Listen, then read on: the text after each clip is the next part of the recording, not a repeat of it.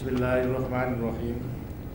Saudara-saudara dan hadirin yang berbahagia, Assalamualaikum warahmatullahi wabarakatuh.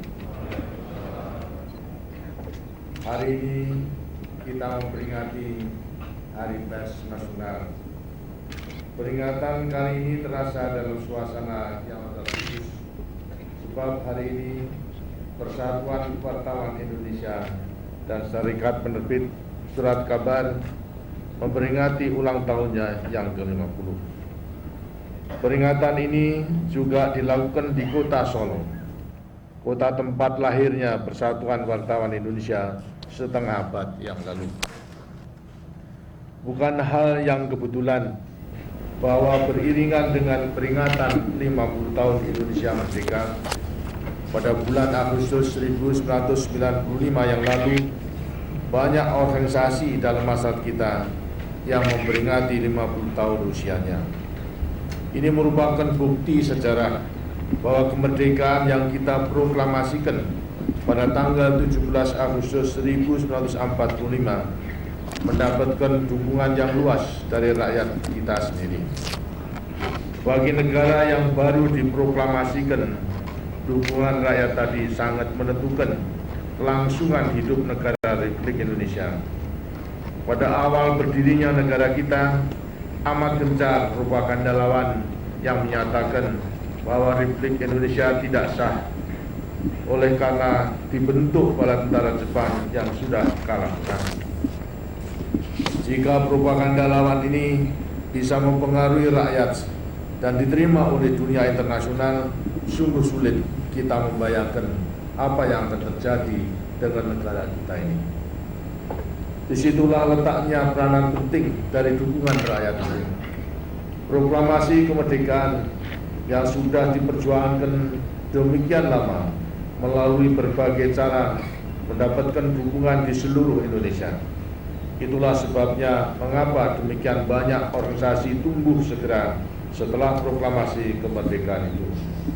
Bukan hanya yang sekarang kita sebut sebagai organisasi kemasyarakatan dan organisasi kekuatan sosial politik, tetapi juga kesatuan bersenjata kita adalah amat simbolis bahwa kesatuan bersenjata yang merupakan tentara rakyat dan tentara nasional terlebih dahulu memilih sendiri panglima besarnya untuk kemudian diangkat secara resmi oleh pemerintah. Dukungan rakyat dalam berbagai bidang tadi telah berhasil meyakinkan lawan dan dunia internasional bahwa tekad kita untuk merdeka tidak bisa ditawar-tawar lagi.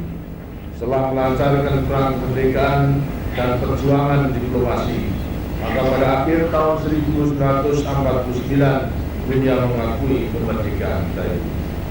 Dukungan rakyat seperti ini tidak hanya penting dalam tahun-tahun pertama kemerdekaan.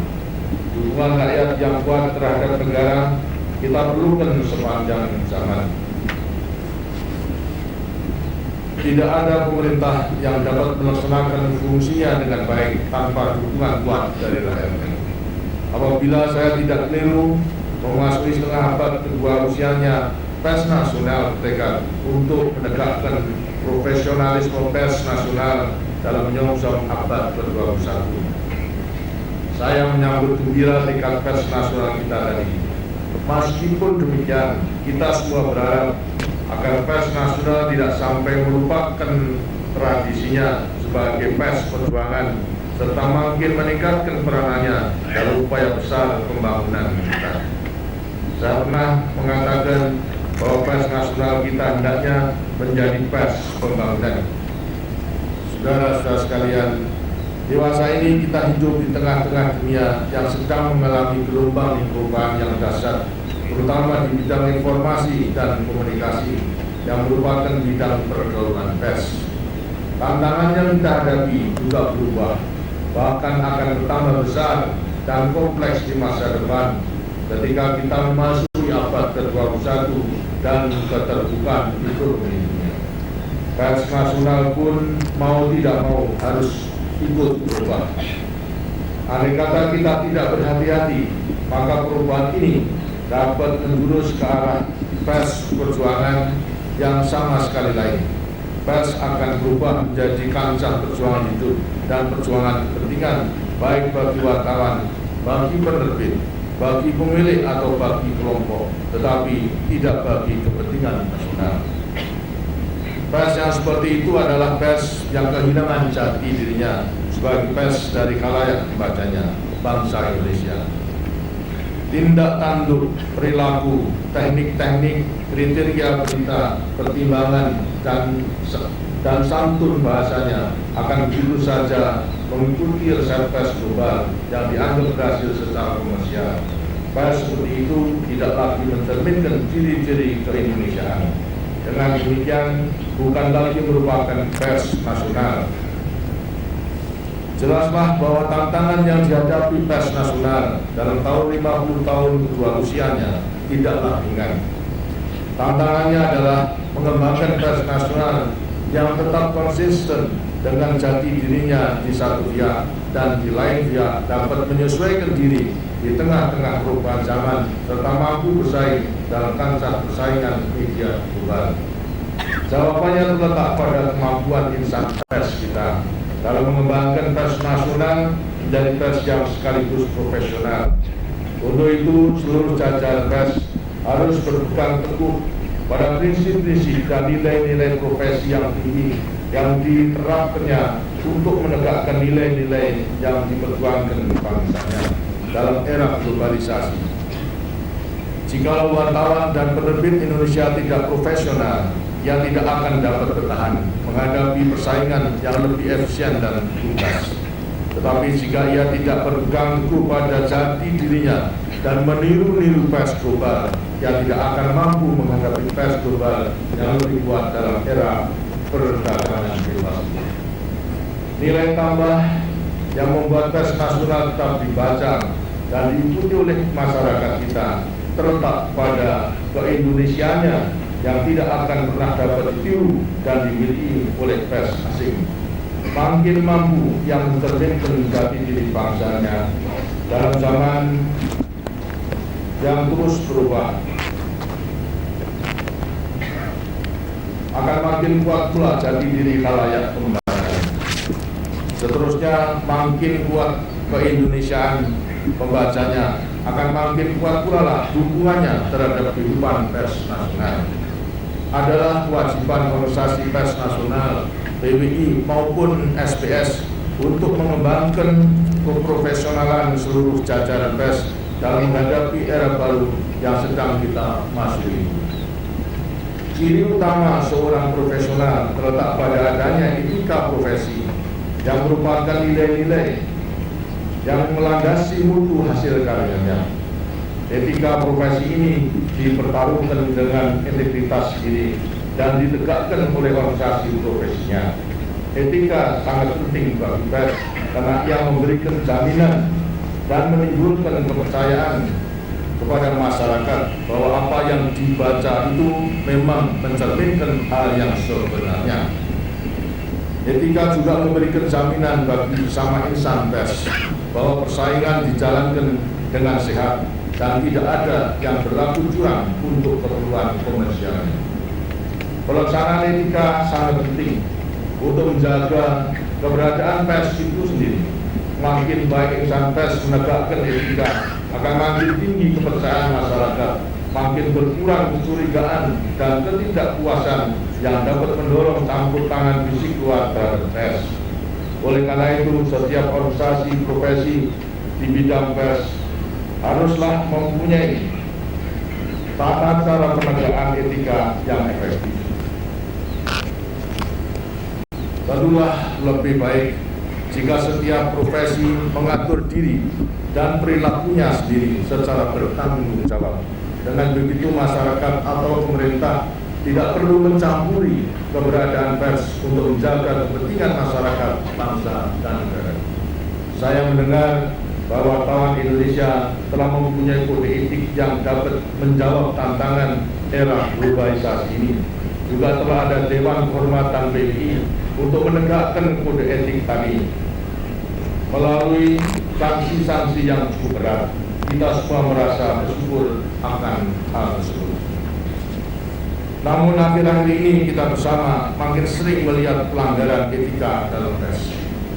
Makin sering kita membaca tulisan yang melanggar prinsip-prinsip yang tercantum dalam peraturan kode etik yang dibuat dan disepakati sendiri oleh wartawan. Misalnya, pemberitaan yang tidak mempertimbangkan kepatutan dan berita yang bersifat spekulatif yang dapat mengganggu rasa tentram dalam masyarakat. Kita juga makin prihatin memperhatikan berita, tulisan, atau gambar yang menyesatkan, membingungkan, meresahkan, mengandung ketidakbenaran atau melecehkan kemampuan berpikir khalayak. Tidak jarang pula kita melihat pemutarbalikan atau pengaburan daripada fakta, mencampur adukkan fakta dan opini sendiri yang merugikan atau menguntungkan suatu pihak, tidak menghormati asas praduga tak bersalah, dan seterusnya. Masyarakat mengambil langkah yang kurang tepat, bahkan dapat merugikan. Karena itu, pada peringatan setengah abad usianya ini, saya menyerukan kepada seluruh jajaran pers nasional agar benar-benar memperhatikan perkembangan yang dapat merugikan pers dan masyarakat kita itu. Lebih-lebih pada saat bangsa kita berada pada awal tahap tinggal landas yang sangat menentukan masa depan bangsa kita. Untuk itu PWI dan SPS tentulah perlu mawas diri untuk menumbuhkan organisasinya menjadi lembaga yang semakin profesional, sehingga dapat mengembangkan masa pers yang juga semakin profesional. Sudah sepatutnya pula jika kita mengingat baik-baik salah satu tujuan kemerdekaan yang tercantum dalam pembukaan Undang-Undang Dasar 1945 dan yang masih harus kita wujudkan dengan lebih baik. Tujuan itu dan juga diingatkan dalam Kode Etik Wartawan Indonesia adalah mencerdaskan kehidupan bangsa. Kecerdasan kehidupan bangsa tidak dapat dicapai dengan pendidikan semata-mata atau hanya dengan memberikan kepada masyarakat fasilitas pengajaran. Lebih dari itu, kecerdasan hanya mungkin dikembangkan secara terus-menerus di segala bidang kehidupan dengan memberikan wawasan kepada masyarakat untuk menemukan makna dari setiap segi kehidupan yang dihadapinya. Jelaslah bahwa pers merupakan salah satu lembaga yang paling penting dalam proses pencerdasan ini. Hal ini hanya mungkin terlaksana jika pers memahami tanggung jawab profesionalnya dan mencapai tujuan tadi. Dengan harapan dan ajaan tadi, saya sampaikan ucapan selamat kepada seluruh jajaran pers nasional yang hari ini genap usia setengah abad. Tingkatkanlah selalu profesionalisme, idealisme, dan realisme dalam mengembangkan tanggung jawab moral dan tanggung jawab politik pers nasional pada bangsa kita yang sedang berjuang membangun diri dalam dunia masa depan yang makin lama makin penuh dengan tantangan. Dirgahayu pers nasional. Semoga Tuhan Yang Maha Esa senantiasa melimpahkan rahmat-Nya kepada kita semua. Terima kasih. Wassalamualaikum warahmatullahi wabarakatuh. Menteri Penerangan, Menteri Parposel, Gubernur Kepala Daerah tingkat 1 Jawa Tengah, serta Ketua Umum Panitia Pusat Peringatan Hari Pers Nasional 1995. Jangan maju,